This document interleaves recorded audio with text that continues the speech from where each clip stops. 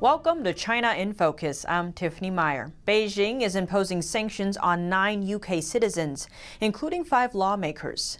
It comes in retaliation to UK sanctions over human rights abuses in China's Xinjiang region. NTD's Jane Werrell has more.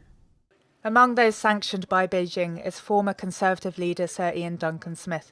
The Chinese regime accused him and others of what it calls maliciously spreading lies and disinformation. In reaction, he says he'll wear it as a badge of honour. It comes days after the UK, together with the US, Canada and the EU, announced sanctions on Chinese officials and a construction company over human rights abuses of Uyghur Muslims in Xinjiang. We will not be deterred from speaking up and taking action like this to hold those responsible for those human rights violations to account.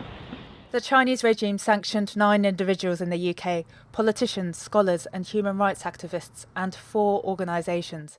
They'll be barred from going to China and from having financial transactions with Chinese citizens and institutions. On the sanctions list is Baroness Kennedy, director of the International Bar Association's Institute of Human Rights, who we spoke to earlier. I don't have a holiday home in China, and nor do I have interests in commercial enterprises in China.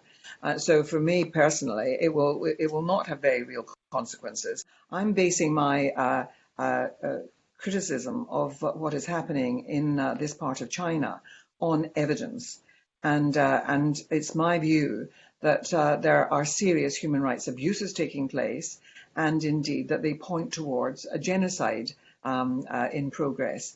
Now, one of the things is that this is not about China or the Chinese people. This is about the Chinese government taking these steps. And so I would be doing exactly the same thing were it happening in any other country in the world. We have a duty under the Genocide Convention to protect people from genocide, and you don't wait until it's over. You have to act while you think it might be taking place. Benedict Rogers, Vice Chair of the Conservative Party Human Rights Commission, one of the sanctioned organisations, says it's a symbolic reaction. For me personally, this is simply a symbolic initiative. And it's really a badge of honour that I take as a recognition of my human rights work. I think the regime is reacting not because it has any credibility on its side, but because it doesn't like the truth being exposed and a light being shone on the human rights situation, and so it's lashing out in response to that. The China Research Group, led by MPs Tom Tugendhat and Neil O'Brien, all of whom have been sanctioned, said in a statement, "It is telling that China now responds to even moderate criticism with sanctions, rather than attempting to defend its actions in Hong Kong and Xinjiang."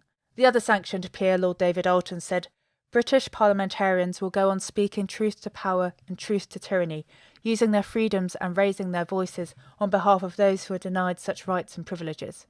Speaking to Times Radio, the Housing Minister, Robert Jenrick, said it's completely wrong for China to place these restrictions on members of our parliament. Boris Johnson said on Twitter that he firmly stands by those sanctioned. The Chinese embassy in the UK didn't immediately respond to our request for comment. Jane Werrell, NTD News, London. The CCP is responding to recent EU sanctions over human rights issues in Xinjiang. Up to 15 Chinese embassies in Europe have strongly protested the move to their host countries' governments. These include Germany, Belgium, the Netherlands, Denmark, Czech Republic, among others.